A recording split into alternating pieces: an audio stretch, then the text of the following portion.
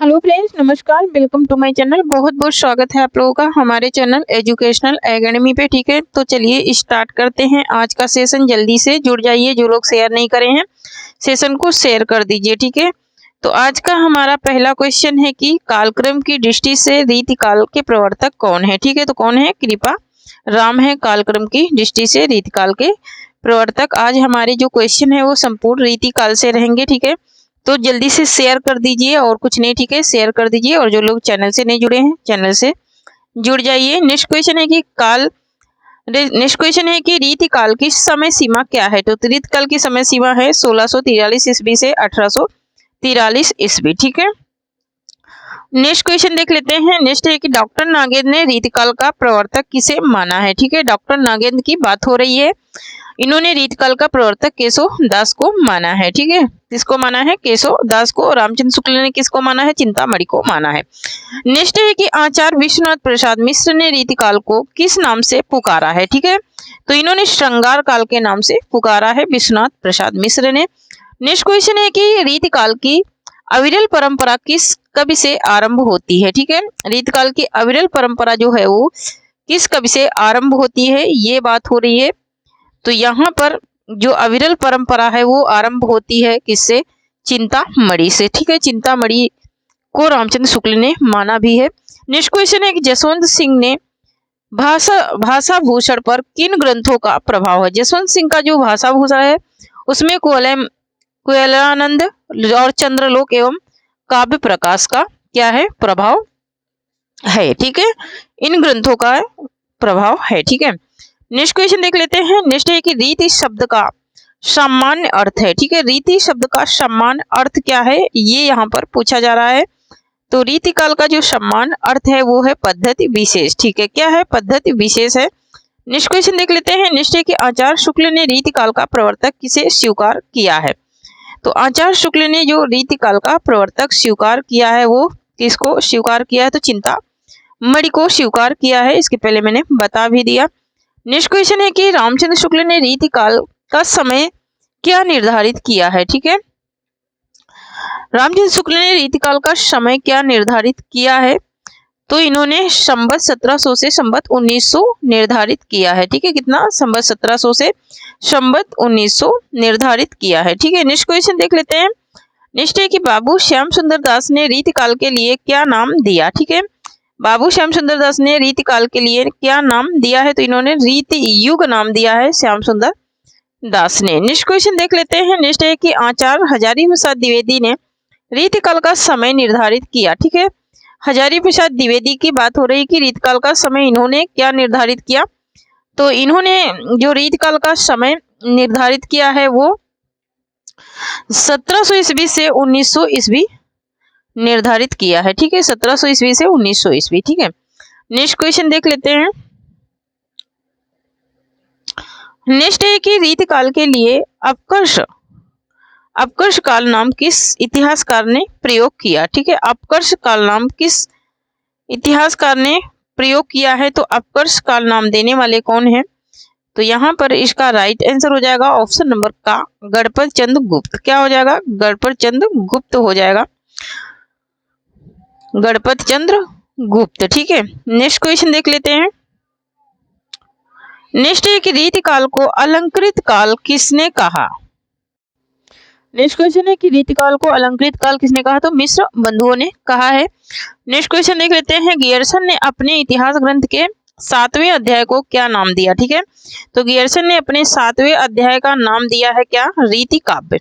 रीति काव्य नाम दिया है अपने 7वें अध्याय को गियर्सन ने। नेक्स्ट क्वेश्चन देख लेते हैं। नेक्स्ट है कि रीतिकाल को कला काल किसने कहा है। ठीक है, रीतिकाल को कला काल कहने वाले कौन से विद्वान हैं, ये यहाँ पर पूछा जा रहा है। तो रमाशंकर शुक्ल रसाल हैं कला काल नाम देने वाले रीतिकाल को। नेक्स्ट क्वेश्चन है कौन सा ग्रंथ दरबारी काव्य कहलाता है। ठीक है, कौन सा ग्रंथ है जो दरबारी काव्य कहलाता है। तो रीति काव्य जो है वो दरबारी काव्य कहलाता है। नेक्स्ट क्वेश्चन देख लेते हैं। नेक्स्ट है कि निम्न में रीतिकाल की सर्वाधिक प्रधान प्रवृत्ति है। ठीक है, रीतिकाल की जो सर्वाधिक प्रधान प्रवृत्ति है वो क्या है। तो संगादिकता है सर्वाधिक प्रधान प्रवृत्ति, ठीक है, संगारिकता, ठीक है। नेक्स्ट क्वेश्चन है कि जिन कवियों ने शास्त्रीय ढंग पर लक्षण तथा उदाहरण प्रस्तुत कर अपने ग्रंथों की रचना की है वे कहलाते हैं। वे कवि क्या कहलाते हैं? जिन्होंने लक्षण भी लिखा और उदाहरण भी बताया है, ठीक है। लक्षण और उदाहरण जिन्होंने दोनों ही चीजें बताई हैं, उनकी बात पूछी जा रही कि वो कैसे कवि कहलाते हैं। तो वो रीतबद्ध कवि कहलाते हैं। कैसे कवि कहलाते हैं? रीतबद्ध कवि कहलाते हैं। नेक्स्ट क्वेश्चन है कि रीतकालीन ग्रंथ को मुख्यतः कितने भागों में बांटा जाता है? रीतकालीन ग्रंथ जो है वो कितने भागों में? तो ये 3 भागों में बांटा जा सकता है, ठीक है। नेक्स्ट क्वेश्चन है कि आचार्य शुक्ल ने रीतकाल को किन 2 भागों में बांटा है? आचार्य शुक्ल ने किन 2 भागों में बांटा है रीतिकाल को? तो इन्होंने बांटा है किसमें? इन्होंने बांटा है रीति ग्रंथाकार व अन्य कवि के रूप में। नेक्स्ट क्वेश्चन देख लेते हैं। नेक्स्ट है कि रीतकालीन काव्य ग्रंथों की काव्य भाषा क्या है, ठीक है। रीतकालीन काव्य ग्रंथों की काव्य भाषा क्या है? तो यहाँ पर इसका राइट आंसर हो जाएगा हमारा क्या, एक सेकेंड, ऑप्शन नंबर घ हो जाएगा, ब्रज भाषा है। नेक्स्ट क्वेश्चन है कि रीतिकाल नाम से आए रीति शब्द का क्या अर्थ है, ठीक है।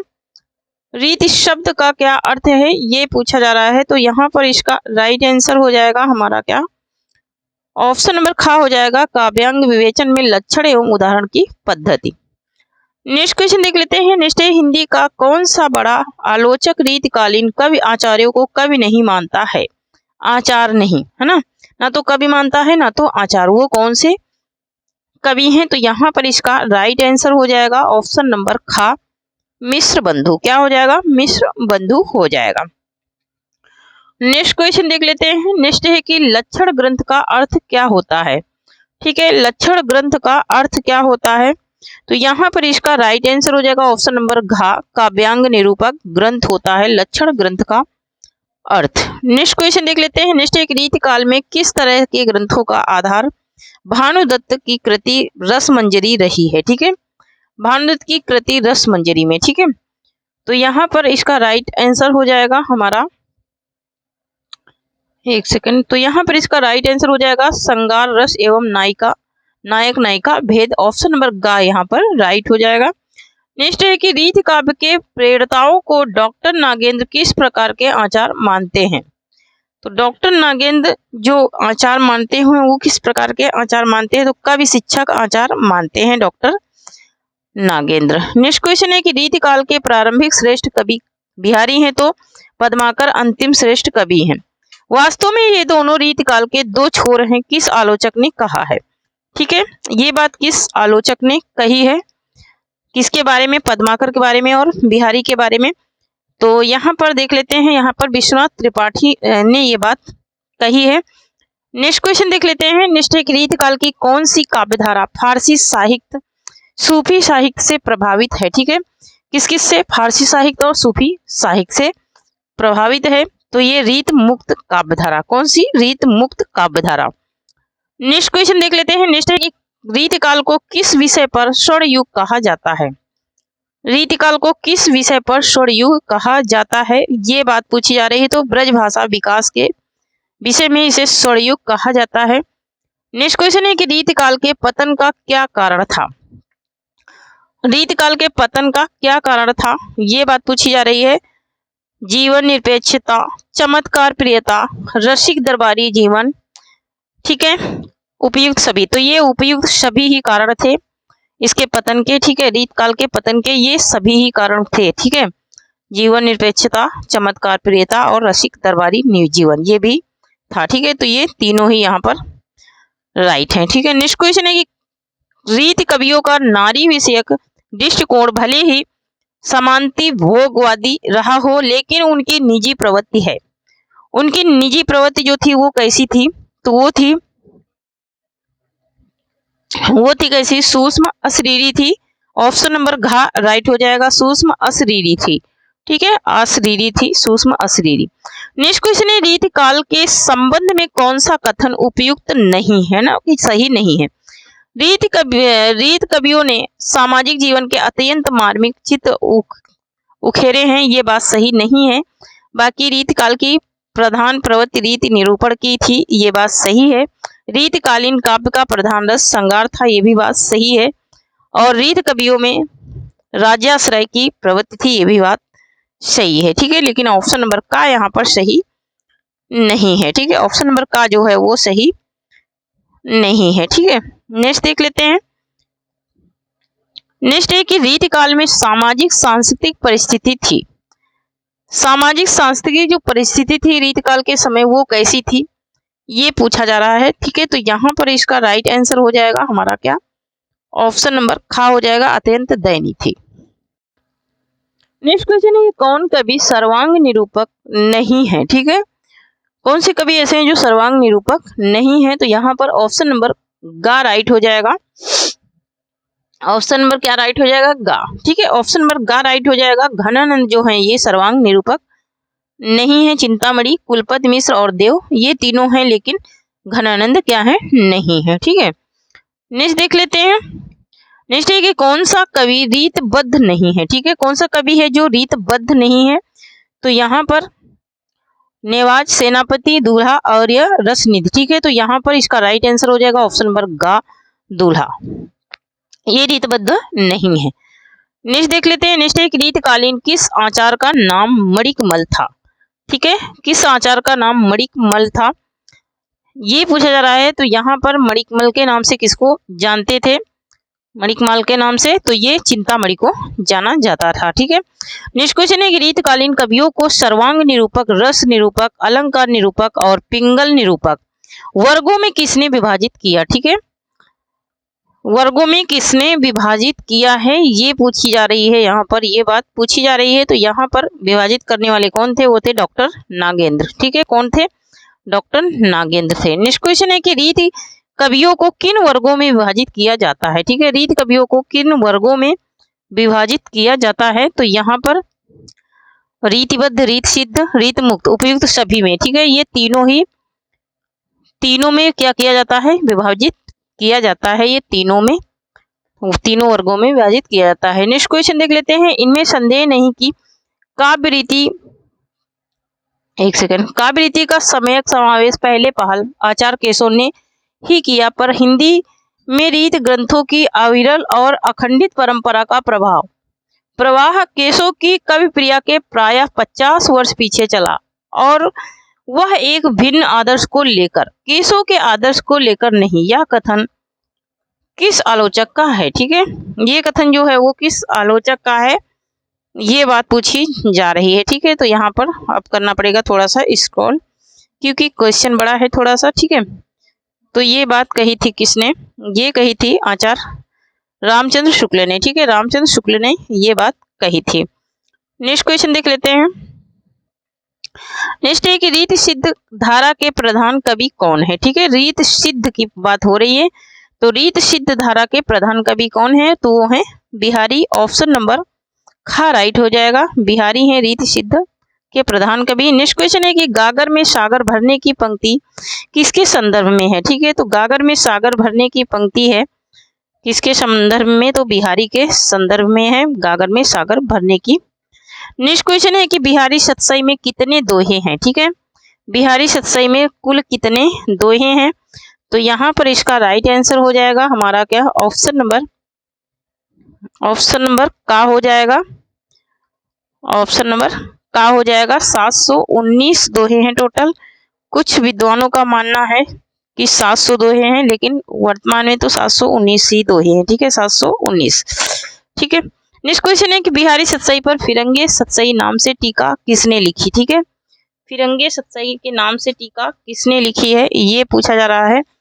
तो फिरंगे सतसई के नाम से टीका लिखने वाले जो विद्वान हैं वो हैं आनंदीलाल शर्मा। कौन है, आनंदीलाल शर्मा है। ऑप्शन नंबर गा राइट हो जाएगा। नेक्स्ट क्वेश्चन है दोहा छंद में संगारी रचना प्रस्तुत करने वालों में हिंदी के सर्वाधिक ख्याति लब्ध कवि हैं। हिंदी के सर्वाधिक ख्याति लब्ध कवि कौन है, रहीम, बिहारी, विक्रम या फिर सूरदास। तो यहाँ पर इसका राइट आंसर जो है वो राइट आंसर हो जाएगा क्या, ऑप्शन नंबर खा, बिहारी है। कौन है, तो बिहारी है।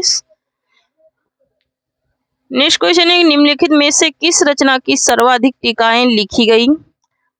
किस रचना की सर्वाधिक टीकाएं लिखी गई? तो यहाँ पर ऑप्शन नंबर ख राइट हो जाएगा। बिहारी सतसई की जो टीकाएं हैं वो सर्वाधिक लिखी गई। नेक्स्ट क्वेश्चन है कि बिहारी सतसई पर किस ग्रंथ का सर्वाधिक प्रभाव पड़ा? ठीक है, बिहारी सतसई पर गाथा सप्तशती का सर्वाधिक प्रभाव पड़ा। नेक्स्ट क्वेश्चन है कि बिहारी कवि हैं, बिहारी कवि किस प्रकार के कवि हैं ये पूछा जा रहा है। तो बिहारी कैसे कवि हैं? तो यहाँ पर ऑप्शन नंबर का राइट हो जाएगा। रीत सिद्ध कवि हैं। कैसे कवि हैं? तो रीत सिद्ध कवि हैं बिहारी। ठीक है, नेक्स्ट क्वेश्चन देख लेते हैं। नेक्स्ट है कि बिहारी सतसई की प्रसिद्धि का कारण है। ठीक है, बिहारी सतसई की प्रसिद्धि का कारण क्या है? इनके मतलब कि सबसे ज्यादा प्रसिद्धि किसमें हुई है? तो इनके अंदर कल्पना की समाहार शक्ति के कारण। ठीक है, कल्पना की समाहार मतलब कि सोचने की शक्ति इनके पास बहुत ज्यादा थी। नेक्स्ट है कि बिहारी किस राजा के दरबारी कवि थे? ठीक है, बिहारी जो थे वो किस राजा के दरबारी कवि थे? तो यहाँ पर इसका राइट आंसर हो जाएगा हमारा क्या?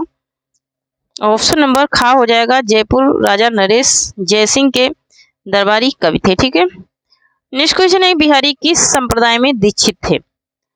तो बिहारी जो दीक्षित थे वो किस संप्रदाय में थे? तो वो थे निम्बार्क संप्रदाय में। किसमें थे? निम्बार्क संप्रदाय में ये दीक्षित थे। कौन? बिहारी। नेक्स्ट क्वेश्चन है कि बिहारी का जन्म कहाँ हुआ था? ठीक है, बिहारी का जन्म जो है ये कहाँ हुआ था? तो बिहारी का जन्म जो है ये हुआ था ग्वालियर में। ठीक है, कहाँ हुआ था? ग्वालियर में हुआ था इनका जन्म। नेक्स्ट क्वेश्चन है बिहारी की वाग्भूति किसकी आलोचनात्मक कृति है?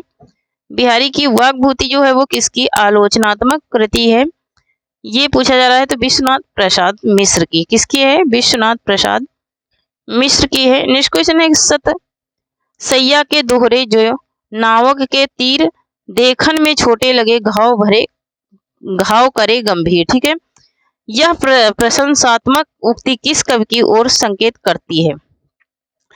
देखन में छोटे लगे घाव करे गंभीर, तो ये बिहारी लाल की। ठीक है, नेक्स्ट क्वेश्चन है कि बिहारी का जन्म हुआ था, बिहारी का जन्म कब हुआ था ये बात पूछी जा रही है। तो बिहारी का जन्म जब हुआ था वो हुआ था 1595 ईस्वी में। कब हुआ था? 1595 ईस्वी में हुआ था। नेक्स्ट क्वेश्चन देख लेते हैं। नेक्स्ट है कि श्रृंगार सप्तशती नाम से बिहारी के दोहों का संस्कृत भाषा में अनुवाद किसने किया? ठीक है, बिहारी के दोहों का संस्कृत भाषा में अनुवाद करने वाले आचार्य कौन से हैं ये यहाँ पर पूछा जा रहा है। तो यहाँ पर इसका राइट आंसर हो जाएगा पंडित परमानंद दास। कौन है? पंडित परमानंद हैं। ठीक है, नेक्स्ट क्वेश्चन है कि श्रृंगार रस के ग्रंथों में जितनी ख्याति और जितना मान बिहारी सतसई का हुआ उतना और किसी का नहीं। इसका एक एक दोहा हिंदी साहित्य का एक एक रत्न माना जाता है। यह कथन किसका है? ठीक है, ये कथन किसका है? ये है आचार्य शुक्ल का कथन। किसका है? तो आचार्य शुक्ल का कथन है। नेक्स्ट क्वेश्चन है कि बिहारी रत्नाकर नाम से बिहारी सतसई की टीका किसने लिखी? ठीक है, बिहारी रत्नाकर के नाम से बिहारी सतसई की टीका किसने लिखी ये बात पूछी जा रही। तो जगन्नाथ दास रत्नाकर ने लिखी थी बिहारी सतसई की टीका। नेक्स्ट क्वेश्चन है कि बिहारी को देव से श्रेष्ठ सिद्ध करने वाले विद्वान है। बिहारी को देव से श्रेष्ठ करने वाले विद्वान कौन से हैं? वो हैं भगवान दीन। ठीक है, कौन है? भगवान दीन है। नेक्स्ट क्वेश्चन है जिस कवि में कल्पना की समाहार शक्ति तथा भाषा की समाहार शक्ति जितनी अधिक होगी उतना ही वह मुक्तक रचना में सफल होगा। बिहारी के संदर्भ में यह कथन किस आलोचक का है? तो बिहारी के संदर्भ में ये कथन किस आलोचक का है ये बात पूछी जा रही है। तो ये है रामचंद्र शुक्ल का कथन। ठीक है, किसका है? रामचंद्र शुक्ल का कथन है। नेक्स्ट क्वेश्चन है कि किस कवि ने लक्षण ग्रंथ नहीं लिखा है? किस कवि ने लक्षण ग्रंथ नहीं लिखा है? तो लक्षण ग्रंथ मैंने कहा कि जो उदाहरण और लक्षण तो बिहारी ने नहीं लिखा है। किसने नहीं लिखा है? बिहारी ने लक्षण ग्रंथ नहीं लिखे हैं। नेक्स्ट है कि यूरोप महाद्वीप में बिहारी सतसई के समक्ष कोई भी ग्रंथ प्राप्त नहीं होता। इस कथन के प्रयोक्ता कौन है? इस कथन के प्रयोक्ता कौन है? तो वो है गियर्सन। नेक्स्ट क्वेश्चन है कि बिहारी सतसई की भूमिका के रचनाकार हैं। ठीक है, बिहारी सतसई की भूमिका किसकी रचना है? तो ये है पदम सिंह शर्मा की। बिहारी ससाई की जो भूमिका है ये पदम सिंह शर्मा की रचना है। नेक्स्ट क्वेश्चन देख लेते हैं। निष्ठे की अलंकार पंचाशिका की रचना किस कवि ने की? अलंकार पंचाशिका की रचना जो है वो किस कवि ने की है? मतीराम ने। नेक्स्ट क्वेश्चन है कि बूंदी नरेश महाराज भाव सिंह का आश्रित कवि कौन था? तो बूंदी नरेश महाराज भाव सिंह का आश्रित कवि कौन थे? तो मती राम थे। कौन थे? तो मती राम थे। नेक्स्ट क्वेश्चन देख लेते हैं। नेक्स्ट है कि भूषण का लक्षण ग्रंथ कौन सा है? भूषण का लक्षण ग्रंथ जो है वो कौन सा है? तो भूषण का जो लक्षण ग्रंथ है वो है कौन? तो वो है शिवराज भूषण। कौन सा है? शिवराज भूषण है। नेक्स्ट क्वेश्चन है भूषण की भाषा की आलोचना किसने की है? भूषण की भाषा की आलोचना किसने की है ये पूछा जा रहा है। तो भूषण की भाषा की आलोचना आचार्य रामचंद्र शुक्ल ने की है। नेक्स्ट क्वेश्चन देख लेते हैं। भूषण किसके राजश्रित कवि थे? भूषण किसके राजाश्रित कवि थे? छत्रसाल शिवाजी के। किसके थे? छत्रसाल थे क्या और शिवाजी के। नेक्स्ट क्वेश्चन है कवि भूषण को भूषण की उपाधि किसने दिया? तो कवि भूषण को भूषण की उपाधि देने वाले थे कौन? चित्रकूट नरेश सोलंकी, राजा नरेश थे। ठीक है। नेक्स्ट क्वेश्चन देख लेते हैं। नेक्स्ट है कि रीतिकालीन किस कवि की पालकी यात्रा में राजा महाराज छत्रसाल ने कंधा लगाया था? ठीक है। तो किसकी पालकी में लगाया था महाराज छत्रसाल ने कंधा? तो भूषण की पालकी में लगाया था। नेक्स्ट क्वेश्चन देख लेते हैं। नेक्स्ट है कि आचार्य शुक्ल ने हिंदू जाति का प्रतिनिधि कवि किसे कहा है? ठीक है। आचार्य शुक्ल ने हिंदू जाति का प्रतिनिधि कवि किसे कहा है? तो प्रतिनिधि कवि कहने वाले कौन है? तो वो है कौन? वो है भूषण। कौन है? तो भूषण है। ठीक है। नेक्स्ट क्वेश्चन देख लेते हैं। नेक्स्ट है कि रीतिकाल में श्रृंगार रस की धारा को वीर रस की ओर प्रवर्तित करने का श्रेय किसे है? ठीक है। वीर रस की ओर प्रवर्तित करने का श्रेय किसे है ये बात पूछी जा रही है। तो ये है भूषण को। किसको है? भूषण को है। नेक्स्ट क्वेश्चन देख लेते हैं। नेक्स्ट है कि निम्न का मिलान कीजिए। एक तरफ रचयिता है दूसरी तरफ रचना कार है। ठीक है। एक तरफ क्या है? रचयिता है दूसरी तरफ रचना है। ठीक है। तो देव क्या क्या है? राग रत्नाकर। सुखदेव मिश्र का क्या है? वृत्त विचार। श्रीधर का क्या है? तो श्रीधर का है जंगनामा। और कालिदास त्रिवेदी का क्या है? तो ये है वर वधु विनोद। अब देख लेते हैं इनका कौन सा क्रम सही है। यहाँ पर इनका क्रम क्या राइट हो जाएगा? तो यहाँ पर पहले क्या आया था? राग रत्नाकर। ठीक है। ऑप्शन नंबर ग यहाँ पर राइट हो जाएगा। राग रत्नाकर, वृत्त विचार, जंगनामा और वर वधु विनोद। ठीक है। यही इसका क्या हो जाएगा? राइट हो जाएगा। नेक्स्ट क्वेश्चन देख लेते हैं। नेक्स्ट है कि आचार्य शुक्ल के अनुसार केसों के ग्रंथों की संख्या है। आचार्य शुक्ल के अनुसार केसों के ग्रंथों की संख्या 7 है। नेक्स्ट क्वेश्चन देख लेते हैं। नेक्स्ट है कि रामचंद्रिका की रचना का वर्ष क्या है? ठीक है। रामचंद्रिका की रचना 1601 ईस्वी में हुई थी।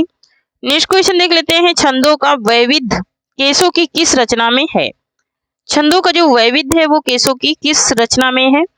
तो वो है रामचंद्रिका में। ठीक है। किसमें है? रामचंद्रिका में है। नेक्स्ट क्वेश्चन देख लेते हैं। नेक्स्ट है कि केशवदास का जन्म कब हुआ? तो केशवदास का जो जन्म हुआ था वो हुआ था कब? 1555 में हुआ था केशवदास का जन्म। नेक्स्ट क्वेश्चन है केशव द्वारा जहांगीर की प्रशंसा में लिखा गया ग्रंथ कौन सा है? केशव द्वारा जहांगीर की प्रशंसा में लिखा गया ग्रंथ कौन सा है? तो जहांगीर जस चंद्रिका है। क्या है? जहांगीर जस चंद्रिका है। नेक्स्ट क्वेश्चन देख लेते हैं। नेक्स्ट केशव ने किस ग्रंथ की रचना एक रात में की थी? तो केशव ने किस ग्रंथ की रचना एक रात में की थी? तो इन्होंने रामचंद्रिका की रचना एक रात में की थी। किसने? केशवदास ने। ठीक है। नेक्स्ट क्वेश्चन है कि हिंदी साहित्य का प्रथम काव्य शास्त्रीय ग्रंथ माना जाता है। तो हिंदी साहित्य का जो प्रथम काव्य शास्त्रीय ग्रंथ है वो माना जाता है कवि प्रिया को। ठीक है। किसको माना जाता है? कवि प्रिया को माना जाता है। नेक्स्ट है कि आचार्य शुक्ल ने उक्त वैचित्र और शब्द कीड़ा का प्रेमी किस कवि को कहा है? ठीक है। तो केशवदास को कहा है इन्होंने। नेक्स्ट क्वेश्चन है कि रामचंद्रिका में केशव को सर्वाधिक सफलता मिली है। रामचंद्रिका में केशव को सर्वाधिक सफलता किस पे मिली है? तो इनको संवाद योजना में मिली है, संवाद योजना में मिली है सबसे ज्यादा सफलता। नेक्स्ट क्वेश्चन है, केशव को कभी हृदय नहीं मिला था कहकर किस आलोचक ने केशव को हृदयहीन कवि घोषित किया? तो किस आलोचक ने हृदयहीन कवि घोषित किया था? तो हृदयहीन कवि घोषित करने वाले कौन थे? तो आचार्य रामचंद्र शुक्ल थे। ऑप्शन नंबर ग यहाँ पर घा राइट हो जाएगा। ठीक है, नेक्स्ट क्वेश्चन देख लेते हैं। नेक्स्ट है कि आचार्य केशवदास को कठिन काव्य का प्रेत किस आलोचक ने कहा है? कठिन काव्य का प्रेत किस आलोचक ने कहा है? तो कठिन काव्य का प्रेत कहने वाले कौन से आलोचक हैं? आचार्य रामचंद्र शुक्ल हैं। आचार्य रामचंद्र शुक्ल ने कहा है। नेक्स्ट क्वेश्चन है, केशव ने कवि प्रिया की रचना किस गणिका को शिक्षा देने के लिए की थी? तो इन्होंने राय प्रवीण को शिक्षा देने के लिए की थी। नेक्स्ट क्वेश्चन देख लेते हैं। नेक्स्ट एक डॉक्टर कृष्ण शंकर शुक्ल ने आचार्य केशवदास पर एक समीक्षात्मक पुस्तक लिखी है, उस पुस्तक का नाम है, उस पुस्तक का क्या नाम है जो इन्होंने समीक्षात्मक पुस्तक लिखी है? तो उस पुस्तक का नाम है केशव की काव्य कला। क्या नाम है? केशव की काव्य कला नाम है। नेक्स्ट क्वेश्चन है कि विज्ञान गीता किसकी कृति है? तो विज्ञान गीता केशव दास की कृति है। मोस्ट इंपोर्टेंट ये रचना है, बहुत ज्यादा पूछी जाती है। नेक्स्ट है कि सेनापति का कवित्व रत्नाकर किस प्रकार का ग्रंथ है? तो इनका जो सेनापति का कवित्व रत्नाकर है ये भी बहुत ज्यादा पूछा जाता है। तो ये किस प्रकार का है? ये भक्ति संबंधी ग्रंथ है। नेक्स्ट क्वेश्चन है कि मतिराम की कृति वृत्त कौमुदी का वर्ण विषय है। वृत्त कौमुदी का वर्ण विषय क्या है? तो इसका जो वर्ण विषय है वो है छंद। ऑप्शन नंबर का यहाँ पर राइट हो जाएगा। नेक्स्ट क्वेश्चन है कि रामचंद्र भूषण के लेखक हैं। रामचंद्र भूषण के लेखक कौन है?